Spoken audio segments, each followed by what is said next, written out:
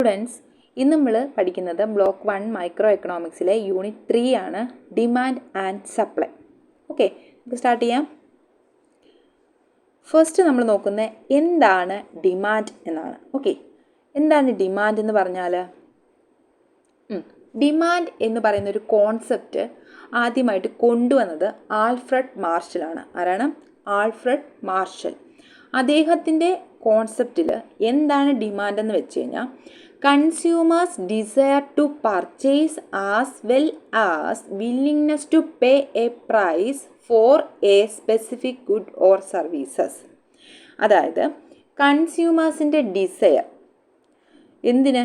ഒരു വ്യക്തിയുടെ ആഗ്രഹം, അവരുടെ വില്ലിങ്നെസ്, താല്പര്യം, എബിലിറ്റി ടു പേ, അയാൾക്കത് കൊടുക്കാനുള്ള കഴിവ്, ഇത് മൂന്നും കൂടി ചേരുമ്പോഴാണ് ഡിമാൻഡ് എന്ന് പറയുന്ന ഒരു കോൺസെപ്റ്റിലേക്ക് എത്തുന്നത്. നമ്മൾ ഒരു സാധനം, ഒരു പ്രോഡക്റ്റ് നമ്മൾ വിപണിയിൽ നിന്ന് നമ്മൾ വാങ്ങിക്കുന്നു. അപ്പോൾ നമ്മൾ എന്തെല്ലാം നമ്മൾ നോക്കും? നമ്മളുടെ ഡിസയർ, നമ്മളത് ആഗ്രഹിക്കുന്ന സാധനമാണോ, പിന്നെ നമുക്കത് വാങ്ങാൻ താല്പര്യമുണ്ടോ, പിന്നെ നമ്മൾ ഓർക്കും നമ്മുടെ കയ്യിൽ പൈസയുണ്ടോ. ഈ മൂന്നും ഉണ്ടെങ്കിൽ മാത്രമേ ആ ഒരു പ്രൊഡക്റ്റിനെ നമ്മൾ എന്ത് ചെയ്യത്തുള്ളൂ, നമ്മളത് വാങ്ങാൻ താല്പര്യപ്പെടുത്തുള്ളൂ. അതിനെയാണ് ഡിമാൻഡ് എന്ന് പറയുന്നത്. ഓക്കെ, മനസ്സിലായല്ലോ? ഡിമാൻഡ് എന്ന് പറയുന്ന concept desire, willingness, ability to pay, ഈ മൂന്നും കൂടെ ചേരുമ്പോഴാണ് ഡിമാൻഡ് എന്ന് പറയുന്ന ഒരു കോൺസെപ്റ്റിലേക്ക് എത്തുന്നുള്ളൂ എന്ന് ആരാ പറയുന്നത്? Alfred Marshall. Okay, next, 3 crucial components of demand are. അതായത് 3 കമ്പോണൻസ് ആണ് ഈ ഡിമാൻഡിനുള്ളത്. ഓക്കെ, ഒന്ന് നോക്കാം. Price of the commodity. ഒരു കമ്മോഡിറ്റി എടുത്തു കഴിഞ്ഞാൽ ആ കമ്മോഡിറ്റിയുടെ പ്രൈസ് ഡിമാൻഡിനെ ഡിറ്റർമൈൻ ചെയ്യുന്ന ഒരു കാര്യമാണ്. ഇത് കമ്പോണൻറ്റിൻ്റെ ഭാഗത്ത് വരുമ്പോൾ പ്രൈസ് ഓഫ് ദി കമ്മോഡിറ്റി. രണ്ടാമത്തെ, ക്വാണ്ടിറ്റി ഓഫ് ദി കമ്മോഡിറ്റി. എന്താ ക്വാണ്ടിറ്റി ഓഫ് ദി കമ്മോഡിറ്റി എന്ന് പറഞ്ഞു കഴിഞ്ഞാൽ, നമ്മളൊന്ന് ചിന്തിക്കും, നമ്മൾ കൊടുക്കുന്ന പ്രൈസ് നമുക്ക് മുതലാകുമോ, അല്ലേ? നമുക്കിപ്പം 10 രൂപയുടെ ബിങ്കോ നമ്മൾ വാങ്ങിക്കുക. ബിങ്കോ വാങ്ങിച്ചു കഴിഞ്ഞാൽ അതിനകത്ത് 5 രൂപയുടെ പോലും ഉണ്ടോ, അങ്ങനെ ഉള്ള ചിന്തിക്കുന്ന. അപ്പോൾ ക്വാണ്ടിറ്റി ഓഫ് ദി കമ്മോഡിറ്റി, ആ കമ്മോഡിറ്റിയിൽ എത്രത്തോളം ഉണ്ടെന്നുള്ളത് നമ്മൾ ചിന്തിക്കും. Period of time, it can be a day, a week, a month, a year or any other time frame. അതായത് ഇപ്പം നമ്മളൊരു പ്രൊഡക്റ്റ് വാങ്ങിച്ചു കഴിഞ്ഞിട്ട് അതിൻ്റെ എക്സ്പയറി ഡേറ്റ് കൊടുത്തിരിക്കും, അല്ലേ? അതിൻ്റെ പ്രൈസിനനുസരിച്ചുള്ള എക്സ്പയറി ഡേറ്റ് ആയിരിക്കത്തില്ല. ചിലപ്പം 50 രൂപയുടെ ഒരു സാധനത്തിൻ്റെ എക്സ്പയറി ഡേറ്റ് ചിലപ്പോൾ 2-3 ദിവസമായിരിക്കും. അപ്പം ആ എക്സ്പയറി ഡേറ്റ് നമ്മൾ നോക്കും, നമ്മളതിനകത്തെ ക്വാണ്ടിറ്റി നോക്കും, നമ്മളതിൻ്റെ പ്രൈസ് നോക്കും. ഈ 3 കാര്യങ്ങളും മെയിൻ കമ്പോണൻസ് ആണ് എന്തിൻ്റെ? ഡിമാൻഡിൻ്റെ. ഓക്കെ, മനസ്സിലായല്ലോ? ഇതിനകത്ത് ഡൗട്ടൊന്നുമില്ലല്ലോ. Price of the commodity, quantity of the commodity, period of time, ഇത് 3 ഇതിൻ്റെ ക്രൂഷ്യൽ കമ്പോണൻസ് ആണ് എന്തിൻ്റെ? ഡിമാൻഡിൻ്റെ. ഓക്കെ, മനസ്സിലായല്ലോ? അടുത്ത പാർട്ട് നോക്കാം. Determinants of demand. നമ്മൾ ഡിറ്റർമിനൻസ് ഓഫ് ഡിമാൻഡ് എന്ന് പറഞ്ഞാൽ ഡിമാൻഡിനെ നിർണ്ണയിക്കുന്ന ഘടകങ്ങൾ എന്തൊക്കെയാണെന്ന്. അതിനകത്ത് നമ്മൾ നേരത്തെ പറഞ്ഞു തന്നെയുണ്ട്. പ്രൈസ് ഉണ്ട്, income, preferences and taste, price of related goods, number of consumers, consumer expectations. ഇതെല്ലാം എന്താണ്? ഡിമാൻഡിനെ നിർണ്ണയിക്കുന്ന ഘടകങ്ങളാണ്. ഫസ്റ്റ് വൺ നോക്കാം, പ്രൈസ്. നമ്മൾ പറഞ്ഞാണ്, നമ്മൾ കമ്മോഡിറ്റിയുടെ പ്രൈസ് ആദ്യമേ നോക്കും, അല്ലേ? ഇത്ര പ്രൈസ് ആണെങ്കിൽ നമ്മൾ വാങ്ങിക്കുമോ? നമ്മളെ ഡിസയർ ചെയ്യോ? നമ്മുടെ വില്ലിങ്നെസ് ആണോ? നമ്മളെ എബിലിറ്റി ടു പേ ആണോ? ആ 3 നമ്മൾ ചെയ്യത്തില്ല, അല്ലേ? അപ്പം പ്രൈസ് കൂടുതലാണെങ്കിൽ നമ്മൾ അതിനെ വേണ്ടാന്ന് തന്നെ അങ്ങ് വയ്ക്കും, അല്ലേ? അപ്പം പിന്നെ അടുത്ത് നോക്കിയേ, ഇൻകം. ഓക്കെ, നമ്മുടെ ഈ പ്രൈസ് വലിയ കുഴപ്പമില്ല എങ്കിലും നമ്മുടെ കയ്യിൽ എന്ത് വേണം? വരുമാനം വേണം, അല്ലേ? അപ്പോൾ കൺസ്യൂമേഴ്സ് ആദ്യം ചിന്തിക്കുന്നത് എന്തായിരിക്കും? ഇൻകം ഉണ്ടോ എന്നായിരിക്കും ചിന്തിക്കുന്നത്. ഓക്കെ, അടുത്ത് നോക്കിയേ, പ്രിഫറൻസസ് ആൻഡ് ടേസ്റ്റ്. ഓക്കെ, ഇപ്പം എൻ്റെ പ്രിഫറൻസ് അല്ലെങ്കിൽ എൻ്റെ ടേസ്റ്റോ പ്രിഫറൻസോ ആയിരിക്കത്തില്ല വേറൊരാൾക്ക്, അല്ലേ? ഇപ്പം എൻ്റെ താല്പര്യം ഇത് വാങ്ങാനാണെങ്കിൽ, ഒരു പ്രൊഡക്റ്റ് വാങ്ങിക്കാനാണെങ്കിൽ ആ പ്രൊഡക്റ്റ് വാങ്ങിക്കാനായിരിക്കത്തില്ല എൻ്റെ കൂട്ടുകാരിക്ക് താല്പര്യം, അല്ലേ? അങ്ങനെ പ്രിഫറൻസസും ടേസ്റ്റും എന്താണ്? നമ്മുടെ ഡിമാൻഡിനെ ഡിറ്റർമൈൻ ചെയ്യുന്ന മറ്റൊരു ഘടകമാണ്. ഈ പ്രൈസ് ഓഫ് റിലേറ്റഡ് ഗുഡ്സ്, അതായത് പ്രൈസ് ഓഫ് റിലേറ്റഡ് ഗുഡ്സ് എന്ന് പറഞ്ഞാൽ എന്താണ്? സബ്സ്റ്റിറ്റ്യൂട്ടറി ഗുഡ്സ് അല്ലെങ്കിൽ കോംപ്ലിമെൻ്ററി ഗുഡ്സ് ഒക്കെയാണ്. എന്താണ് സബ്സ്റ്റിറ്റ്യൂട്ട് ഗുഡ് അല്ലെങ്കിൽ കോംപ്ലിമെൻ്ററി എന്നൊക്കെ പറഞ്ഞാൽ? പ്രൈസ് ഓഫ് റിലേറ്റഡ് ഗുഡ്സ് എന്ന ഒരു എക്സാമ്പിൾ പറയാം. അതായത് ഇതുമായി റിലേറ്റ് ചെയ്ത്, ഇപ്പം ചായ, കാപ്പി, ചായക്ക് പ്രൈസ് വളരെ കൂടുതലാണ്, അപ്പോൾ അതുമായിട്ട് നമുക്ക് നമ്മുടെ ആ ആവശ്യത്തിനെ സാറ്റിസ്ഫൈ ചെയ്യാൻ നമ്മൾക്ക് എന്തുണ്ട്? കാപ്പിയുണ്ട്. അതിൻ്റെ പ്രൈസ് കുറവാണെന്നിരിക്കട്ടെ. അപ്പം എന്ത് ചെയ്യും? നമ്മൾ എന്ത് പ്രിഫർ ചെയ്യും? കാപ്പി പ്രിഫർ ചെയ്യും അല്ലേ? അപ്പോൾ പ്രൈസ് ഓഫ് റിലേറ്റഡ് ഗുഡ്സ് നമ്മൾ നോക്കും. അപ്പം മനസ്സിലായാലോ? ഇനി അടുത്തത് നമ്പർ ഓഫ് കൺസ്യൂമേഴ്സ്. നമ്മൾ ചിന്തിക്കും എത്ര പേര് ഇത് കൺസ്യൂം ചെയ്തിട്ടുണ്ട്. ഇപ്പം നമ്മൾ ഓൺലൈനിൽ ഒരു സാധനം പർച്ചേസ് ചെയ്യുവാണെങ്കിൽ അത് എത്ര പേര്, നമ്മൾ അതിൻ്റെ റേറ്റിംഗ് നോക്കും അല്ലേ? എത്ര പേര് അത് കൺസ്യൂം ചെയ്തിട്ടുണ്ട്, അത് നല്ലതാണോ, നല്ല പ്രോഡക്റ്റ് ആണോ, അതിന് നമ്മൾ കൊടുക്കുന്ന പ്രൈസിന് നമുക്ക് തിരിച്ച് അതിൻ്റെ ഒരു ക്വാളിറ്റി ഉണ്ടോ എന്നൊക്കെ ഉള്ളത് നമ്മൾ നോക്കും. അപ്പം നമ്പർ ഓഫ് കൺസ്യൂമേഴ്സ് അതിനെ കൺസ്യൂം ചെയ്തു എന്നുള്ളത് നമ്മൾ മനസ്സിലാക്കും. പിന്നെ കൺസ്യൂമർ എക്സ്പെക്റ്റേഷൻസ്, അതായത് അപ്പം കൺസ്യൂമറിന് ഫ്യൂച്ചറിൽ ഒരു എക്സ്പെക്റ്റേഷൻ കാണും, ഇതിൻ്റെ പ്രൈസ് കൂടുമോ കുറയുമോ എന്നുള്ളൊരു എക്സ്പെക്റ്റേഷൻ കാണും. ഇപ്പോൾ ഗോൾഡ് തന്നെ വാങ്ങിക്കുന്ന സ്ഥലത്ത് ഇപ്പം നേരത്തെ ഗോൾഡ് വാങ്ങിക്കുമ്പോൾ നമ്മൾ വിചാരിക്കും ഭാവിയിൽ ഇതിൻ്റെ പ്രൈസ് കൂടുമായിരിക്കും, നമുക്കത് ഭാവിയിൽ പ്രയോജനപ്പെടും. ഇപ്പം എന്തെങ്കിലും സാധനങ്ങൾ വാങ്ങിക്കണമെങ്കിൽ നമുക്കത് ഭാവിയിൽ പ്രയോജനപ്പെടും എന്നുദ്ദേശിച്ച് നമ്മൾ എന്തെങ്കിലും ഫ്യൂച്ചർ എക്സ്പെക്റ്റേഷൻ്റെ ഭാഗമായിട്ട് നമ്മളതിനെ വാങ്ങിക്കും അല്ലേ? ഇപ്പോൾ ഒരു അലമാര വാങ്ങിക്കുന്നു, അതിൻ്റെ ഭാവിയിൽ അതിൻ്റെ ഭയങ്കര വിലയായിരിക്കും, അപ്പോൾ ഇപ്പോൾ വാങ്ങിക്കുന്നതായിരിക്കും നല്ലത് എന്ന് വിചാരിച്ച് നമ്മൾ കുറേ സാധനങ്ങൾ എന്ത് ചെയ്യും? പർച്ചേസ് ചെയ്യും. അതാണ് കൺസ്യൂമർ എക്സ്പെക്റ്റേഷൻസ് എന്നുകൊണ്ട് ഉദ്ദേശിക്കുന്നത്. അപ്പോൾ ഡിറ്റർമിനൻസ് ഓഫ് ഡിമാൻഡ് എന്ന് പറഞ്ഞു കഴിഞ്ഞാൽ ഡിമാൻഡിനെ സ്വാധീനിക്കുന്ന ഘടകങ്ങൾ ഏതൊക്കെയാണെന്ന് ചോദിച്ചു കഴിഞ്ഞാൽ price, income, preferences and taste, price of related goods, number of consumers, consumer expectations. ഒരു ഡൗട്ടും ഇല്ലല്ലോ? അടുത്തത് ഇനി ഡിമാൻഡ് ഫങ്ഷനാണ്. ഡിമാൻഡ് എങ്ങനെയാണ് ഫങ്ഷൻ ചെയ്യുന്നതെന്ന്. ഡിമാൻഡിനകത്ത് എന്തെല്ലാം കാര്യങ്ങൾ ഉൾക്കൊള്ളുന്നു, നമ്മളിപ്പോൾ പറഞ്ഞ കാര്യങ്ങളെല്ലാം കൂടി ഉൾക്കൊള്ളിച്ച് ഒരു ഇക്വേഷൻ പോലെ കൊടുത്തിരിക്കുകയാണ്. ഇക്വേഷൻ നോക്കാം. QDN = F of Pn, P1, P2, etc. Pn-1 Y S W T PEA. ഇവ ഓരോന്നും എന്തെല്ലാമാണെന്ന് നോക്കാം. വേർ QD റേഷ്യോ n എന്ന് പറഞ്ഞു കഴിഞ്ഞാൽ എന്താണ്? Quantity demanded of commodity N quantity demand, അതായത് എന്നു പറയുന്നൊരു കമോഡിറ്റിയാണെന്ന് വിചാരിച്ചു, അതിന് നമ്മൾ ഡിമാൻഡ് ചെയ്യുന്നത് എത്രയാണെന്ന്. Okay, quantity demanded of commodity n. പിന്നെ Pn എന്ന് പറഞ്ഞാൽ എന്താണ്? Price of the commodity n. ഇപ്പം ആ ഒരു പ്രൊഡക്റ്റിൻ്റെ പ്രൈസ് എത്രയാണെന്ന്. Okay, P1, P2 etc. Pn-1 എന്ന് പറഞ്ഞാൽ എന്താണ്? Price of all other related commodity. ഞാൻ പറഞ്ഞല്ലോ നമ്മൾ റിലേറ്റഡ് കമോഡിറ്റിയുടെ പ്രൈസ് നോക്കുമെന്ന്. അപ്പോൾ അങ്ങനെ price of all other related commodity, മറ്റ് കമോഡിറ്റികളുടെ വിലകൾ എങ്ങനെയാണെന്നുള്ളത് നോക്കും. Y = income of the consumer. S = socio economic characteristics such as age, gender, education and employment etcetera. S എന്ന് പറയുന്നത് എന്താണ്? സോഷ്യോ എക്കണോമിക് ക്യാരക്ടറിസ്റ്റിക്സ് ആണ് അല്ലേ? അതെന്ന് പറഞ്ഞു കഴിഞ്ഞാൽ ഏജ്. ഇപ്പം ഒരു ചെറിയ ഏജിൽ എത്രത്തോളം സാധനങ്ങളാണ് നമ്മൾ വാങ്ങിക്കുന്നത്, അല്ലെങ്കിൽ നമ്മുടെ ഏജ് ബേസിൽ അല്ലെങ്കിൽ ജെൻഡറിൻ്റെ ബേസിൽ ഓരോ ജെൻഡേഴ്സിനും ഓരോ പ്രിഫറൻസസ് ഉണ്ടല്ലോ, അപ്പോൾ അതെങ്ങനെയാണ് സാറ്റിസ്ഫൈ ചെയ്യുന്നത്. പിന്നെ എഡ്യൂക്കേഷൻ, എംപ്ലോയ്മെൻറ്റ്. ഇപ്പോൾ ജോലിയുള്ള ഒരാൾ നമ്മൾ ജോലി ഇല്ലാത്ത ആൾക്കാരെക്കാളും കൂടുതൽ പർച്ചേസ് ചെയ്യുക, അപ്പോൾ അങ്ങനെയുള്ള രീതിയിലാണ് ഡിമാൻഡ് ചെയ്യും. അങ്ങനെയുള്ള രീതിയിലാണ് എസ് എന്ന് കണക്കാക്കുന്നത്. W എന്ന് പറഞ്ഞാൽ weather. Okay, T consumer taste and preferences, PE price expectations, A advertisement. ഇതൊക്കെയാണ് ഡിമാൻഡ് ഫംഗ്ഷൻ എന്ന് പറയുന്നത്. ഡിമാൻഡ് ഡിറ്റർമിൻ ചെയ്യുന്ന മറ്റ് ഘടകങ്ങളെല്ലാം കൂടി ഉൾപ്പെടുത്തിക്കൊണ്ടുള്ള ഒരു ഇക്വേഷനാണ് ഡിമാൻഡ് ഫംഗ്ഷൻ കൊടുത്തിരിക്കുന്നത്. ഓക്കെ, നെക്സ്റ്റ് വൺ നോക്കാം. Law of demand. എന്താണ് ലോ ഓഫ് ഡിമാൻഡ് എന്ന് പറഞ്ഞാൽ? ലോ ഓഫ് ഡിമാൻഡ് എന്താണെന്ന് നോക്കാം. The law of demand explains the inverse relationship between price of a commodity and its quantity demanded. According to this law, other things remain the same as price of a commodity increases, quantity demanded decreases and vice versa. എന്താണ് law of demand? The law of demand explains the inverse relationship between price of a commodity and its quantity demand. Law of demand explain ചെയ്യുന്നത് ഇതാണ്. Inverse റിലേഷൻഷിപ്പാണ്. എന്ത് തമ്മിൽ inverse റിലേഷൻഷിപ്പാണ്? ഒരു കമോഡിറ്റിയുടെ പ്രൈസും അതിൻ്റെ quantity ഡിമാൻഡും തമ്മിൽ ഇൻവേഴ്സ് റിലേഷൻഷിപ്പാണെന്നാണ്. ഒരു നെഗറ്റീവ് റിലേഷൻഷിപ്പാണെന്ത് ലോ ഓഫ് ഡിമാൻഡിനകത്ത് പ്രൈസ് ഓഫ് ദി കമോഡിറ്റിയും ക്വാണ്ടിറ്റി ഡിമാൻഡും തമ്മിൽ എന്താണ്? ഇൻവേഴ്സ് റിലേഷൻഷിപ്പ് അല്ലെങ്കിൽ നെഗറ്റീവ് റിലേഷൻഷിപ്പാണ്. According to this law, other things remain the same as price of a commodity increases, quantity demanded decreases. അതായത് ഇപ്പോൾ ഏതെങ്കിലും ഒരു കമ്മോഡിറ്റിയുടെ പ്രൈസ് കൂടുകയാണെന്ന് വിചാരിച്ചോ, കൂടുന്ന സാഹചര്യത്തിൽ ക്വാണ്ടിറ്റി ഡിമാൻഡ് എന്തായിരിക്കും?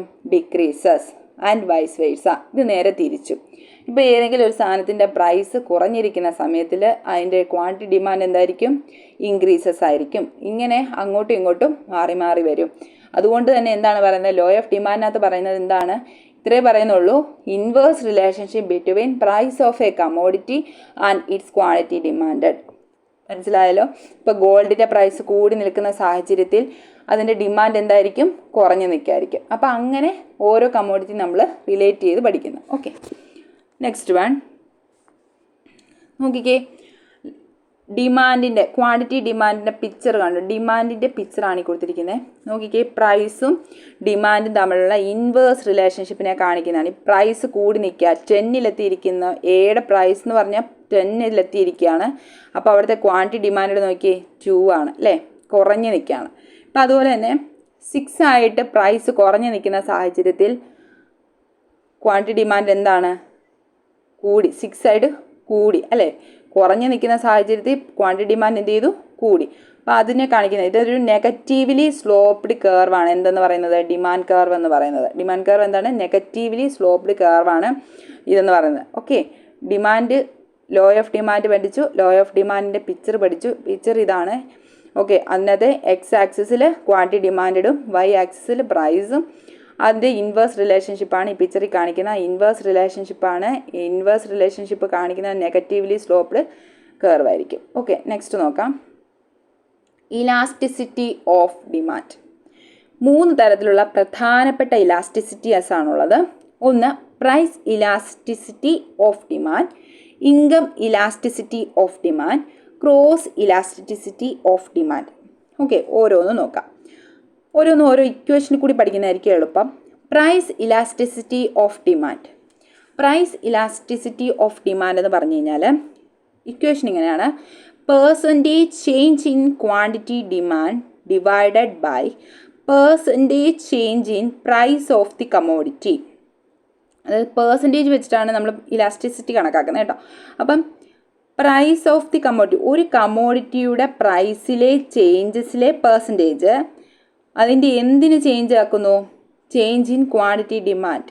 ഓക്കെ, അത് ഫസ്റ്റ് നമ്മൾ തിയറി പഠിച്ച് അതിൻ്റെ ബേസിൽ തന്നെ പറഞ്ഞാൽ മതി. അതായത് price of the commodity change, കമ്മോഡിറ്റിയിൽ പ്രൈസ് ഓഫ് കമ്മോഡിറ്റിയിലെ ചേഞ്ചസ് ഉണ്ടാകുമ്പോൾ എന്ത് ചേഞ്ചസ് ഉണ്ടാകുന്നു? Change in quantity demand. അതാണ് പ്രൈസ് ഇലാസ്റ്റിസിറ്റി ഓഫ് ഡിമാൻഡ്. പ്രൈസസിലെ ചേഞ്ചസ് എന്തിനെ അഫക്റ്റ് ചെയ്യുന്നു? Percentage change in quantity demand. അത് ഓർത്താൽ മതി. Percentage change in price of a commodity എന്തിന് കാരണമാകുന്നു? Percentage change in quantity demand. മനസ്സിലായല്ലോ? ഇനി അടുത്ത ഇൻകം ഇലാസ്റ്റിസിറ്റി ഓഫ് ഡിമാൻഡ്. ഇതിൻ്റെ സമവാക്യം percentage change in quantity demanded by percentage change in income. അതായത് നമ്മുടെ ഇൻകം എന്തിനെ സ്വാധീനിക്കുന്നുണ്ട്? ഡിമാൻഡിനെ സ്വാധീനിക്കുന്നുണ്ട് അല്ലേ. ഇൻകത്തിലെ വ്യത്യാസം നമ്മളുടെ ഡിമാൻഡിൽ വ്യത്യാസത്തിന് കാരണമാകുന്നുണ്ട്. ഇപ്പം ഇൻകം കൂടുവാണെങ്കിൽ നമ്മൾ ഡിമാൻഡ് ചെയ്യും അല്ലേ. അപ്പം ഇൻകത്തിലെ ചേഞ്ചസ് എന്തിന് കാരണമാകുന്നു? ചേഞ്ച് ഇൻ ക്വാണ്ടിറ്റി ഡിമാൻഡ് എന്നാണ് ഇൻകം ഇലാസ്റ്റിസിറ്റി ഓഫ് ഡിമാൻഡ് പറയുന്നത്. Okay, percentage change in quantity demand divided by percentage change in income. ഓർത്താൽ മതി. ഓക്കെ, ഇനി എന്താണ് ക്രോസ് ഇലാസ്റ്റിസിറ്റി ഓഫ് ഡിമാൻഡ് എന്ന് പറഞ്ഞാൽ? ക്രോസ് ഇലാസ്റ്റിസിറ്റി ഓഫ് ഡിമാൻഡ് എന്ന് പറഞ്ഞു കഴിഞ്ഞാൽ ഇതിൻ്റെ equation percentage change in quantity demanded by percentage change in price of the related commodity. Percentage change in price of the related commodity. അതായത് നമ്മൾ related commodity പറഞ്ഞായിരുന്നു. Related കമ്മോഡിറ്റിയിലെ ചേഞ്ചസ്, പ്രൈസിലെ changes എന്തിന് ചേഞ്ചസ് ഉണ്ടാക്കുന്നു? Change in quantity demand. Quantity ഡിമാൻഡിന് changes ഉണ്ടാക്കുന്നു. എന്തിലെ ചേഞ്ചസാണ് പറഞ്ഞത്? Price of the related commodity. Related കമ്മോഡിറ്റിയിലെ പ്രൈസിലെ ചേഞ്ചസ് ക്വാണ്ടിറ്റി ഡിമാൻഡ് ചേഞ്ചസ് ഉണ്ടാക്കുന്നു എന്നതാണ് ക്രോസ് ഇലാസ്റ്റിസിറ്റി ഓഫ് ഡിമാൻഡിൽ പറയുന്നത്. ഓക്കെ, അത്രയേ ഉള്ളൂ. അപ്പം ഇലാസ്റ്റിസിറ്റി ഓഫ് ഡിമാൻഡ് എന്ന് പറഞ്ഞാൽ 3 തരത്തിലാണുള്ളത്. Price elasticity of demand, income elasticity of demand, cross elasticity of demand. മൂന്നും എന്തിനെയാണ്? പ്രൈസ് ഇലാസ്റ്റിസിറ്റി എന്തിനെയാണ് സൂചിപ്പിക്കുന്നത്? പ്രൈസ്, അതായത് ഒരു കമ്മോഡിറ്റിയിലെ പ്രൈസസിലുണ്ടാകുന്ന ചേഞ്ചസ് അത് ക്വാണ്ടിറ്റി ഡിമാൻഡിൽ ചേഞ്ചസ് ഉണ്ടാക്കുന്നു. ഇൻകം കാണിക്കുമ്പോൾ എന്താണ്? ഇൻകത്തിലുണ്ടാകുന്ന ചേഞ്ചസ് ക്വാണ്ടിറ്റി ഡിമാൻഡിലും ചേഞ്ചസ് ഉണ്ടാക്കുന്നു. ക്രോസ് ഇലാസ്റ്റിസിറ്റി കാണിക്കുമ്പം റിലേറ്റഡ് ഗുഡ്സിലുണ്ടാകുന്ന ചേഞ്ചസ് ഡിമാൻഡ് ചേഞ്ചസ് ഉണ്ടാക്കുന്നു. ഇതാണ് ഈ മൂന്നും പറയുന്നത്. ഓക്കെ, അപ്പം ഡിമാൻഡിൻ്റെ കാര്യങ്ങൾ നമ്മൾ എന്തൊക്കെയാണ് പറഞ്ഞത്? ഡിമാൻഡ് എന്താണെന്ന് പറഞ്ഞു. അതിൻ്റെ 3 കമ്പോണൻസ് പറഞ്ഞു. 3 ക്രൂഷ്യൽ കമ്പോണൻസ് ഏതൊക്കെയാണെന്ന് പറഞ്ഞു. അത് കഴിഞ്ഞ് അതിൻ്റെ ഡിറ്റർമിനൻസ് ഓഫ് ഡിമാൻഡ്, എന്തൊക്കെ ഡിമാൻഡിനെ നിർണ്ണയിക്കുന്ന ഘടകങ്ങൾ ഏതൊക്കെയാണെന്ന് പറഞ്ഞു. അതിനുശേഷം ഡിമാൻഡ് ഫംഗ്ഷൻ എന്താണെന്ന് പറഞ്ഞു. അതിനുശേഷം ലോ ഓഫ് ഡിമാൻഡിനെ കുറിച്ച് പറഞ്ഞു. അതിൻ്റെ ഒരു പിക്ചർ കണ്ടു. Elasticity of demand. ഇത്രയും നമ്മൾ ഡിമാൻഡ് ഭാഗം കഴിഞ്ഞു. ഇനി എന്താണ് സപ്ലൈ എന്നുള്ളതാണ് നോക്കുന്നത്. ഓക്കെ, സപ്ലൈ നോക്കാം. It refers to various quantities of a commodity that the producers are willing to sell at different possible prices of a commodity at a point of time. നോക്കിക്കേ, quantities. It refers to various quantities of a commodity that the producers are willing to sell at different possible prices of the commodity at a point of time. ഇപ്പോൾ ഇവിടെ 3 കാര്യങ്ങളാണ് പറയുന്നത്. Quantity ഉണ്ട്, price ഉണ്ട്, time ഉണ്ട്. ഈ 3 കാര്യങ്ങളും ഒന്ന് എങ്ങനെയാണ് അപ്പോൾ സപ്ലൈ സ്വാധീനിക്കുന്നത് നോക്കാം. ഒരു നിശ്ചിത വിലയ്ക്ക്, അതായത് ഒരു നിശ്ചിത പ്രൈസിൽ ഒരു നിശ്ചിത സമയത്ത് ഒരു നിശ്ചിത ടൈമിൽ വിൽക്കാനായിട്ട് റെഡിയാക്കി വെച്ചിരിക്കുന്ന സാധനത്തിൻ്റെ അളവിനെ ആണ് നമ്മൾ എന്തെന്ന് പറയുന്നത്? സാധനത്തിൻ്റെ അളവെന്ന് പറയുമ്പോൾ എന്താണ്? ക്വാണ്ടിറ്റിയെ. അതിനെയാണ് സപ്ലൈ എന്ന് പറയുന്നത്. ഇപ്പോൾ ഒരു നിശ്ചിത വില നിർണ്ണയിച്ചിട്ടുണ്ട്, അതിൻ്റെ ഒരു നിശ്ചിത സമയവും കൊടുത്തിട്ടുണ്ട്. ആ സമയത്തിൽ നമ്മൾ എന്ത് ചെയ്യുന്നു? വിൽക്കാനായിട്ട് റെഡിയാക്കി വെച്ചിരിക്കുന്ന ആ സാധനത്തിൻ്റെ അളവിനെയാണ് എന്തെന്ന് പറയുന്നത്? സപ്ലൈ എന്ന് പറയുന്നത്. ഇത് വിൽക്കാനായിട്ട് ആര് റെഡി ആയിരിക്കണം? പ്രൊഡ്യൂസേഴ്സ് റെഡി ആകണം ഇത് കൊടുക്കാനായിട്ട്. മനസ്സിലായോ? അപ്പോൾ സപ്ലൈ എന്ന് പറഞ്ഞാൽ എന്താണ്? ഒരു നിശ്ചിത സമയത്ത് ഒരു നിശ്ചിത വിലയ്ക്ക് നമ്മൾ വിൽക്കാനായിട്ട് റെഡിയാക്കി വെച്ചിരിക്കുന്ന സാധനത്തിൻ്റെ അളവിനെയാണ് എന്തെന്ന് പറയുന്നത്? സപ്ലൈ എന്ന് പറയുന്നത്. It refers to various quantities of a commodity that the producers are willing to sell at different possible prices of the commodity at a point of time. ഒരു നിശ്ചിത വിലയ്ക്ക് ഒരു നിശ്ചിത സമയത്ത് പ്രൊഡ്യൂസേഴ്സ് കൊടുക്കാൻ തയ്യാറാക്കി വെച്ചിരിക്കുന്ന ഒരു നിശ്ചിത അളവ് അല്ലെങ്കിൽ വിൽക്കാനായിട്ട് വെച്ചിട്ടുണ്ട്. അപ്പോൾ അതിനെയാണ്, ആ അളവിനെയാണ് എന്തെന്ന് പറയുന്നത്? സപ്ലൈ എന്ന് പറയുന്നത്. Okay, there are 3 components to supply. സപ്ലൈക്കും നമ്മൾ മുമ്പ് പറഞ്ഞ പോലെ ഡിമാൻഡിനെ കുറിച്ച് 3 കമ്പോണൻസ് ഉണ്ട്. ഓക്കെ, നമ്മളിപ്പോൾ പറഞ്ഞ ആ ഇക്വേഷനിൽ തന്നെയുണ്ട് the quantity of the commodity that a firm is willing to supply. അതായത് ഒരു ഫേം സപ്ലൈക്ക് തയ്യാറാകുന്ന ഒരു കമ്മോഡിറ്റിയുടെ അളവ്, quantity of the commodity that a firm is willing to supply. അവർ സപ്ലൈക്ക് തയ്യാറെടുക്കുന്ന കമ്മോഡിറ്റിയുടെ അളവ്. രണ്ടാമത്തെ the price at which the firm is willing to supply the quantity. ആ ക്വാണ്ടിറ്റിക്ക് അനുസരിച്ച് സപ്ലൈ ചെയ്യാൻ വേണ്ടിയിട്ട് അവർ നിശ്ചയിച്ചിരിക്കുന്ന price. Okay, the time period during which it is willing to supply that quantity. ഇപ്പം ആ ക്വാണ്ടിറ്റി സപ്ലൈ ചെയ്യാനായിട്ട് അവർ തയ്യാറായിരിക്കുന്ന ടൈം പീരീഡ്, ഇത്ര തൊട്ട് ഇത്ര വരെ അവരുടെ എടുത്തിരിക്കുന്ന ടൈം പീരീഡിനെയാണ് മൂന്നാമത് പറയുന്നത്. അപ്പം 3 കമ്പോണൻസ് ആണ്. ഇങ്ങനെ ഓർത്താൽ മതി: ക്വാണ്ടിറ്റി, പ്രൈസ്, ടൈം പീരീഡ്. ഈ 3ഉം കൂടി ചേരുന്നതാണ് സപ്ലൈയുടെ 3 കമ്പോണൻസ് എന്നറിയപ്പെടുന്നത്. അപ്പം 3 കമ്പോണൻസ് ടു സപ്ലൈ എന്ന് ചോദിച്ചു കഴിഞ്ഞാൽ the quantity of the commodity that a firm is willing to supply, the price at which the firm is willing to supply the quantity, the time period during which it is willing to supply that quantity. 3 components ആണ് സപ്ലൈക്ക് ഉള്ളത്. Okay, അടുത്ത് നോക്കാം. Supply function ആണ് പറഞ്ഞിരിക്കുന്നത്. Supply function എന്ന് പറയുമ്പം മറ്റേ നമ്മൾ പറഞ്ഞു QDN ആണെങ്കിൽ ഇത് QSN ആണ്, അതായത് സപ്ലൈ ആണ് ഉദ്ദേശിക്കുന്നത്. അതെ, F of function of PN F1, F2, etc. Fm, T, TR, G. Where ഇതെന്തൊക്കെയാണെന്ന് നോക്കാം. QSN എന്ന് വെച്ച് കഴിഞ്ഞാൽ quantity supplied of product N. N എന്ന് പറയുന്ന പ്രോഡക്റ്റിൻ്റെ എത്ര അളവാണ് സപ്ലൈ ചെയ്യുന്നതെന്നുള്ളത്. ഓക്കെ. PN എന്ന് പറഞ്ഞാൽ പ്രൈസ് ഓഫ് പ്രോഡക്റ്റ് എൻ, ആ പ്രോഡക്റ്റിൻ്റെ പ്രൈസ്. എൻ എന്ന് പറയുന്ന പ്രോഡക്റ്റിൻ്റെ price. F1, F2, Fm prices of factors of production. ഓരോ ഫാക്ടേഴ്സ് ഓഫ് പ്രൊഡക്ഷൻ ഉണ്ടല്ലോ, ലാൻഡ്, ലേബർ, ക്യാപിറ്റൽ, ഓർഗനൈസേഷൻ. അപ്പോൾ ആ ഓരോ ഫാക്ടേഴ്സ് ഓഫ് പ്രൊഡക്ഷൻ്റെയും പ്രൈസസ്, അതാണ് F1, F2, Fm. Okay. T എന്ന് പറയുന്നത് ടെക്നോളജി ഓഫ് പ്രൊഡക്ഷൻ. നമ്മൾ ആ പ്രൊഡക്ഷന് വേണ്ടി യൂസ് ചെയ്ത ടെക്നോളജിയാണ് ടി എന്ന് പറയുന്നത്. TR എന്ന് പറഞ്ഞാൽ government policy or tax rate. അതായത് ഇപ്പം നമ്മളൊരു പ്രൊഡക്ഷൻ നടത്തുമ്പോൾ അവിടെ ഗവൺമെൻറ് പോളിസീസ് കൊണ്ടുവരാം. അതായത് GDP, നമ്മുടെ അതിനകത്ത് തന്നെ ഓരോ റേറ്റ് കൊണ്ടതില്ല, ടാക്സ് റേറ്റ്, GDP റേറ്റ്, അങ്ങനെയൊക്കെ ഓരോന്ന് റേറ്റ് കൊണ്ടതില്ല. അപ്പം അങ്ങനെ അതെല്ലാം ആഡ് ചെയ്യുന്ന ഗവൺമെൻറ് പോളിസീസൊക്കെ ആഡ് ചെയ്യുന്നതിൻ്റെ അതെല്ലാം ബേസ് ചെയ്തിട്ടായിരിക്കും നമ്മൾ പ്രൈസ് നിർണ്ണയിക്കുന്നത്. അപ്പോൾ TR എന്ന് പറയുന്നത് government policy or tax rate ആണ്. G എന്ന് പറഞ്ഞാൽ goal or objective of the producer. പ്രൊഡ്യൂസറിൻ്റെ ഗോൾ അല്ലെങ്കിൽ ഒബ്ജക്റ്റീവാണ് G എന്ന് പറയുന്നത്. ഏതൊരു പ്രൊഡ്യൂസറിൻ്റെയും ഗോൾ എന്തായിരിക്കും? പ്രോഫിറ്റ് മാക്സിമൈസേഷൻ ആയിരിക്കും അല്ലേ. അപ്പം എന്താണ്, അപ്പോൾ സപ്ലൈ ഫംഗ്ഷൻ എന്ന് പറഞ്ഞു കഴിഞ്ഞാൽ QSN is equal to function of PN, F1, F2, etc. Fm, TR, G. ഇതാണ് അവിടുത്തെ സപ്ലൈ ഫംഗ്ഷൻ എന്ന് പറയുന്നത്. ഓക്കെ. നെക്സ്റ്റ് നോക്കാം. Determinants of supply. എന്തെല്ലാം ഘടകങ്ങളാണ് സപ്ലൈയെ ഡിറ്റർമൈൻ ചെയ്യുന്നത്? Okay. Determinants of supply. First one, price of input. Second one, technology, number of suppliers, government policies, expectations of future prices, price of related goods. First one നോക്കാം, price of inputs.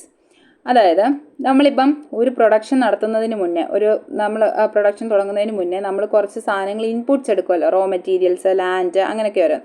അതിൻ്റെ ഓരോന്നിൻ്റെയും price അതെന്താണ്? ഒരു കോസ്റ്റാണ് അല്ലേ. അത് നമ്മുടെ സപ്ലൈയെ ബാധിക്കും. പിന്നെ ടെക്നോളജി എന്ന് പറയുമ്പോൾ എന്താണ്? പുതിയ ടെക്നോളജി യൂസ് ചെയ്യുന്നതിനനുസരിച്ച് നമ്മുടെ പ്രൊഡക്ഷൻ കൂടിക്കൊണ്ടേ ഇരിക്കത്തുള്ളൂ. അപ്പം അതിനകത്ത് എന്തുണ്ടാവും? കോസ്റ്റ് ഉണ്ടാവും. അത് നമ്മുടെ സപ്ലൈയെ ഡിറ്റർമിൻ ചെയ്യുന്നതാണ്. നമ്പർ ഓഫ് സപ്ലയേഴ്സ്, എത്രത്തോളം സപ്ലയേഴ്സ് ഇതിന് വരും എന്നുള്ളത്.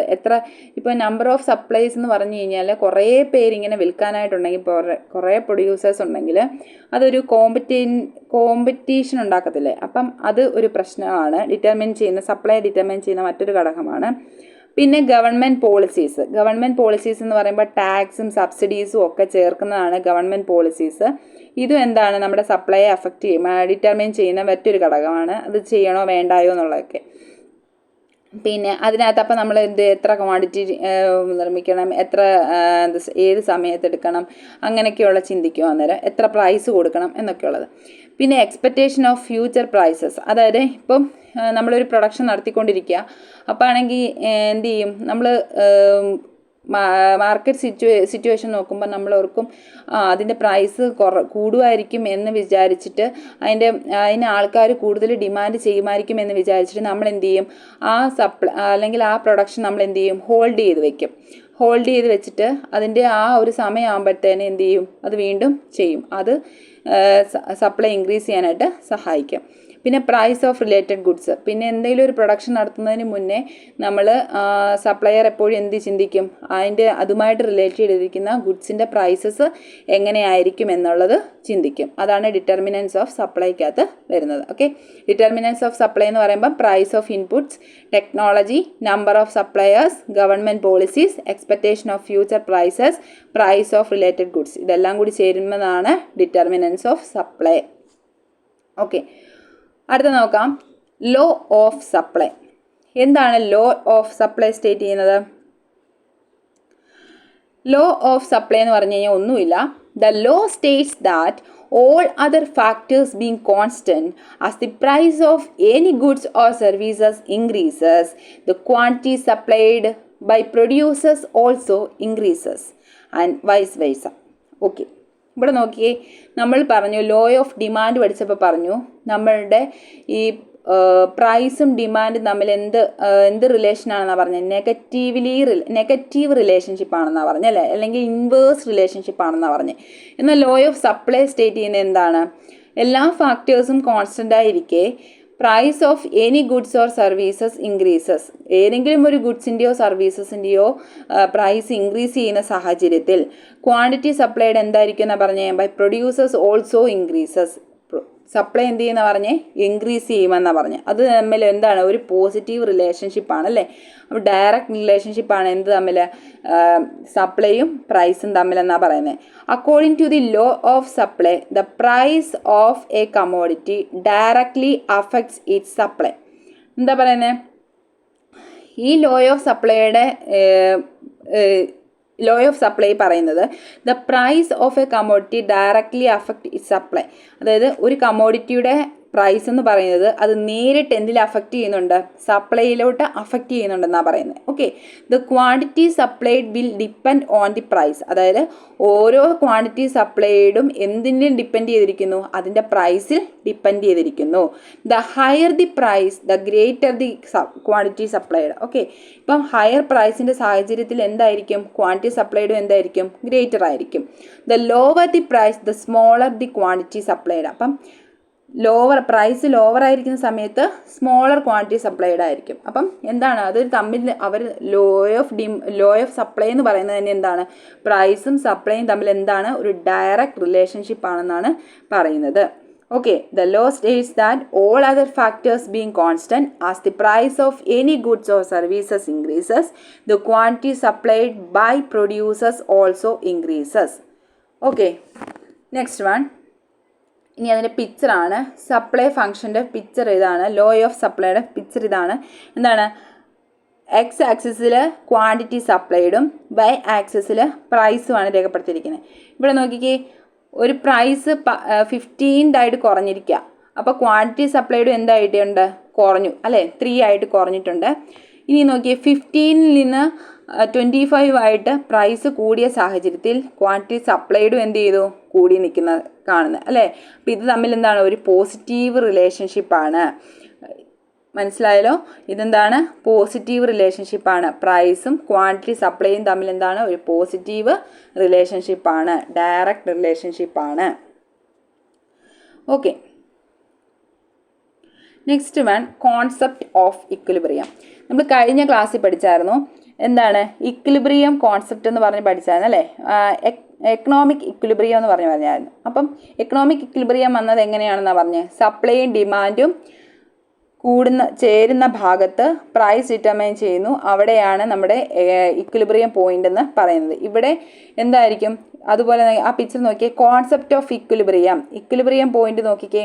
പി എന്ന് പറയുന്ന ഭാഗത്ത് ഇക്വിലിബ്രിയം പോയിന്റ്, ഡിമാൻഡും സപ്ലൈയും ഈക്വൽ ആകുന്ന പോയിന്റിൽ പ്രൈസ് ഡിറ്റർമൈൻ ചെയ്യുന്നു. അതിൻ്റെ കൂടെ എന്ത് ചെയ്യുന്നു? അതിനെയാണ് ഇക്വിലിബ്രിയം പോയിന്റ് എന്ന് പറയുന്നത്. അതായത് ഇവിടെ no change in demand and supply there is, രണ്ടും എന്തായിരിക്കും? കോൺസ്റ്റൻ്റ് ആയിരിക്കും. ഓക്കെ, ആ കോൺസ്റ്റൻ്റ് ആയിട്ടിരിക്കുന്ന സ്ഥലത്താണ് പ്രൈസ് ഫിക്സ് ചെയ്തിരിക്കുന്നത്.